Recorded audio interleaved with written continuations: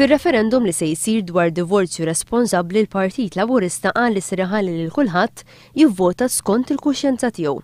Għal kontrarju l-Partit Nazzjonalista ħareġ jgħid li huwa kontra li f'pajjiżna jiddaħħal id-dritt ċivili tad-divorzju.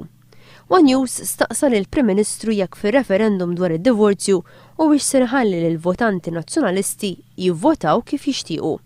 Gonzi qal li f'dan ir-referendum ma jarax għalfejn għandu jagħti free vote lill-votanti nazzjonalisti. Jiena fil-Parlament tajt il-free vote u f'referendum m'hemmx għalfejn ngħid jiena x'jaħseb il-poplu għandu l-libertà kollha li jivvota kif jidhirlu kif jixtieq. Id-diskussjoni fil-Partit Nazzjonalista dwar id-divorzju tqajmet minn Jeffrey Pulicino Orlando. Il-Partit Nazzjonalista kien qal li sar jiddiskuti din il-materja fl-eżekuttiv tiegħu.